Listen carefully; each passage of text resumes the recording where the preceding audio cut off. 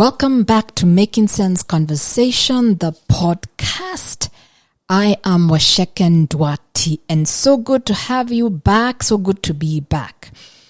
I've taken a couple of weeks break because I just had to stop. And I don't know if this has ever happened to you in life where you just have to stop.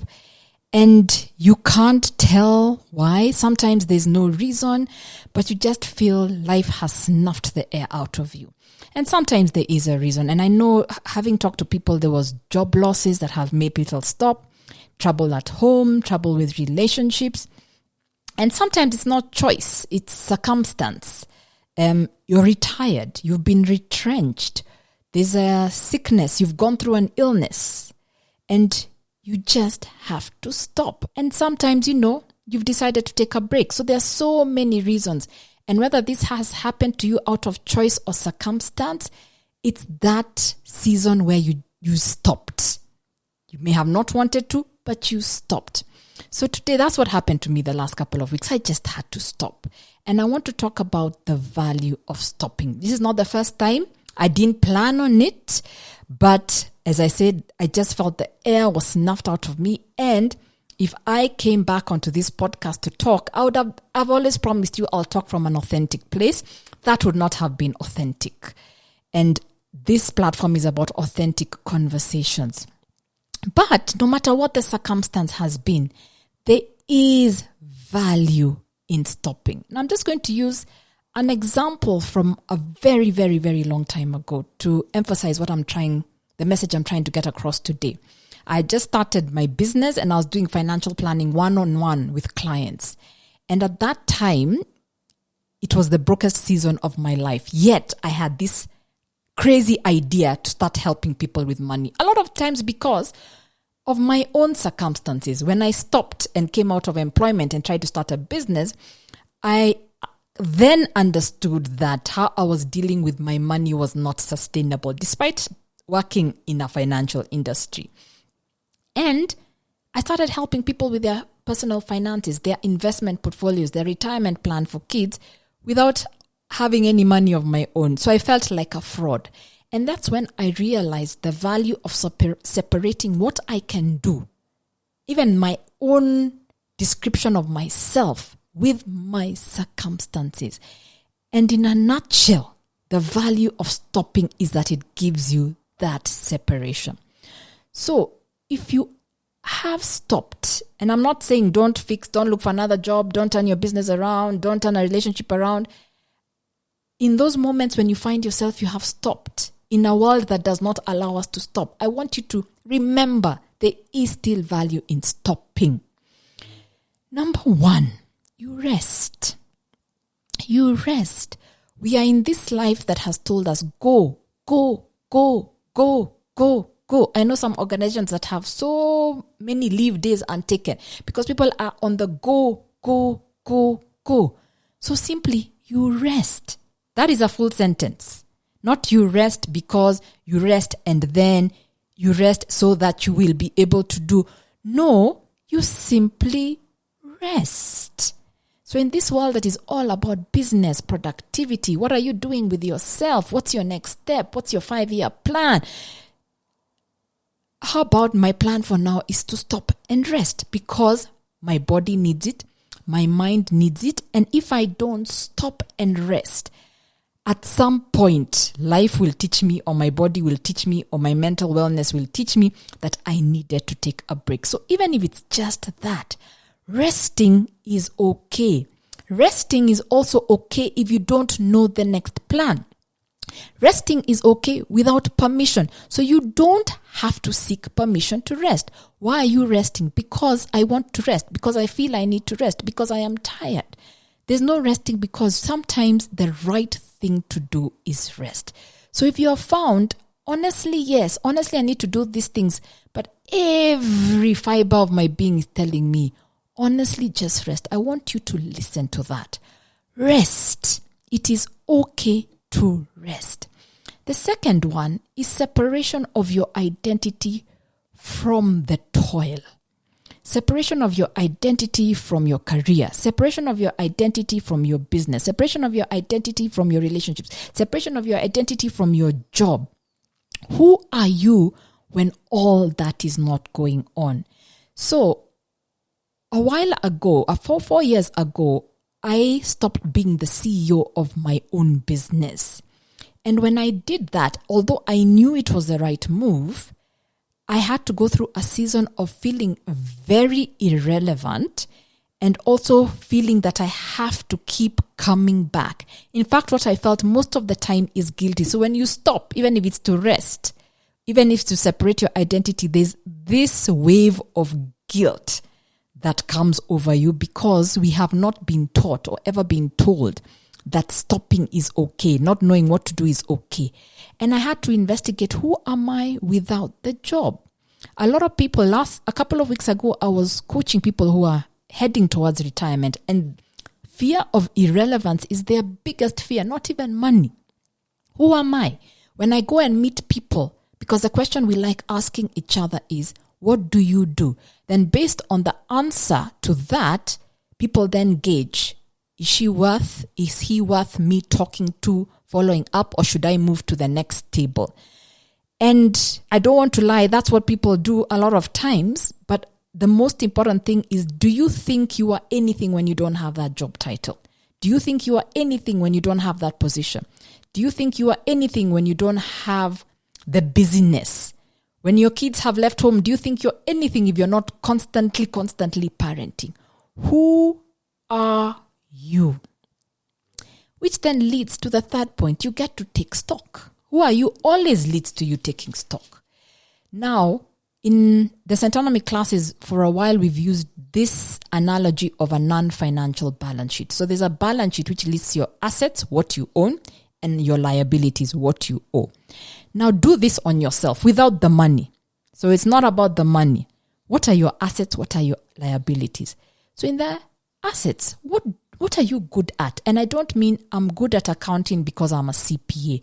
No. What do you enjoy? Have you seen? Take stock of your life. Look backwards. What have you seen over time that you are good at, you do well, you want, you like, you thrived? So think beyond titles and qualifications. Are you good at organizing people? Are you good at listening? Do you seem good at communication? Do you seem good at getting people to work together? What are you actually good at? What do you like? Do you like landscaping? Do you like team building? Do you like creating? Do you like writing? Do you like project managing? And think beyond things that you can use for work. Do you like riding bikes? Do you like flowers? Do you like cooking? Do you like football? Just take stock, because that's how you start knowing, going a bit deeper into who you are and possibly what you can do. Then you'll also come to, what haven't I done well? And depending on your season in life, it may be time to stop forcing the things you have not done well. I had to stop forcing that I am an operational and execution person. I can do it, but do I do well? No. But do I do this well? Yes. I like talking to people. I like communicating. I like figuring out different ways of communicating the language of money, the language of business, the language of life to people. So without taking stock, you make mistakes. In fact, when you're forced to stop or circumstances force you to stop, if you rush too quickly without the stop, without the reflection, you'll go back and do the same thing. Then you wonder, why am I so tired? And many times if you admit it, and many people who lost jobs during the pandemic told me this, that they lost their job, but in fact, they had been tired, they had lost passion, they had lost energy for that job. Now, if you don't stop, you go back and look for the same type of job or the same type of working environment. You've always been told the thing to have is to work in a big organization. So you go and work in a big organization. But if you had stopped and understood where you are in life now and taken stock, you'd have understood, maybe I want to try my own consultancy now. Maybe I want to work with a smaller business. Maybe I want to work with something that is doing something, a business that is doing something more purposeful in the world, not just about let's make numbers and not other profits bigger than they were last year. So you've got to look at yourself beyond the patterns and the conditions in which you existed previously. And that's what's stopping does. So it's not about the money. It's just about, am I going to go and repeat the same cycle? And to separate. It's easy to say, no, I don't want to repeat the same cycle. But if you don't take a moment to separate from that cycle, chances are you are going to go back to the same thing that life has given you an opportunity to actually break away from. Now, when you stop, you see problems in a way that you did not before. And one of my colleagues were talking about being alone and spending time alone. And this was just in the context of a day when you're alone in the house, your kids are out, maybe your husband is out. So you're alone even for a weekend by yourself. And my colleagues were telling me how they're scared of that. Now, me, I have copious amounts of practice in being alone, so I'm not scared of that. In fact, I look forward to it. But I've also come to realize the value of being alone. And yes, my specific brand of personality, I'm an introvert, so I thrive on being alone. So I'm not telling you to be like me and spend the amount of time I can spend alone. But I think it's important for everybody to cultivate an ability to spend some time alone.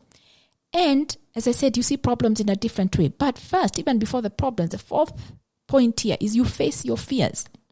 We have so many fears we are running away from. So my colleagues were like, when I'm alone, all these thoughts of what I haven't done and should do come to my mind. And that's what we've got to face. That's what we've got to face because we spend so much time running away. And when you stop, and especially you stop and not try and busy yourself that much, you do face what is not working. And that's the fear. We don't like to face it because we've gotten comfortable in what is working. Something deep inside of us knows we need to change something, but the work in changing it, we don't want to face. So we'd rather live with this awareness, this discomfort, which we then throw many things, many activities, and sometimes it's habits that are detrimental to us, to run away from the fact that we feel something is missing. And many times that something is missing is that there's a calling for you. Your uniqueness, your gifts, your purpose, the way God made you is calling you to something. And it's been calling you for a very long time. Now you have stopped.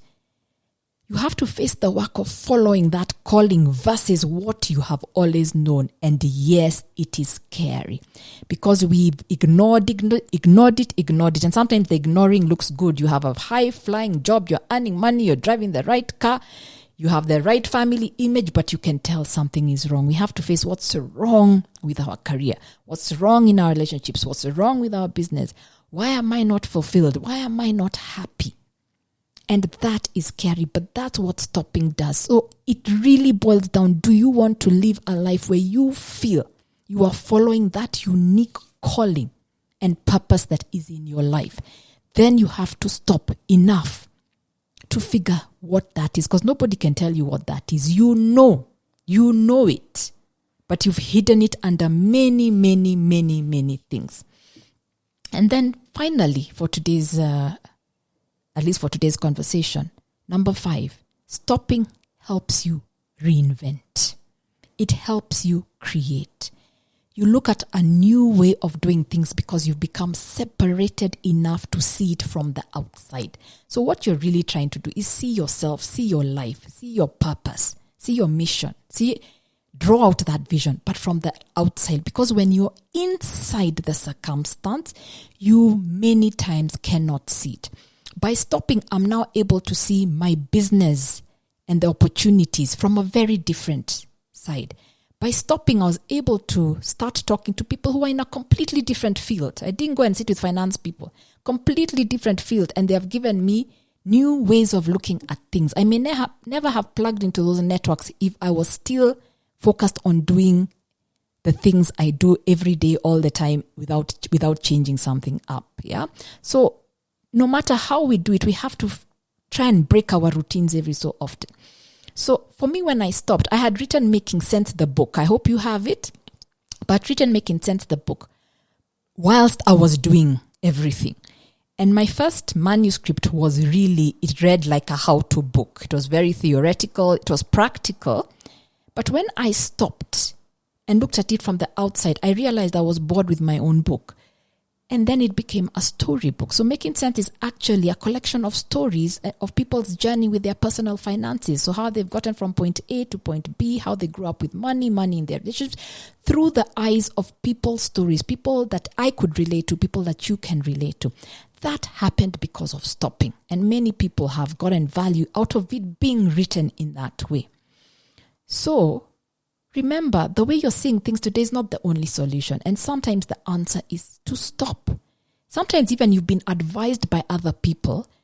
You have heard the words they said, but have you truly listened? Because I think listening is actually internalizing it enough to decide whether it has cause for a change in your life. So you may not always get the opportunity to stop for months, but it could be cultivating stopping as a lifestyle. Can you stop for 1 hour a day or a week?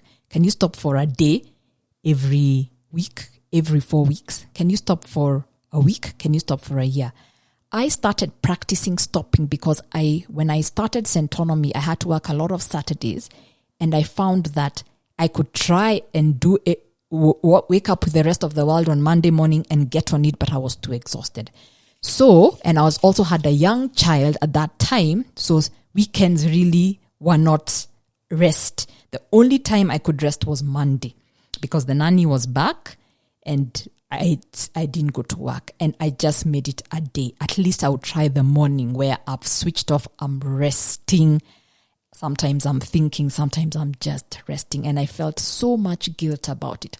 But I have seen how it has given me everything that I'm telling you about: ability to take stock, ability to understand who I am, ability to confront the things that I know are wrong, ability to rest, ability to create. So I encourage you, stop when you need to stop. And even if it's not for a long period of time, cultivate stopping as a lifestyle, even if it's 10 minutes a day. And whether it's choice or circumstance that is making you stop, there is value in stopping. And I look forward to hearing. Thank you very much for joining us on this podcast. Goodbye.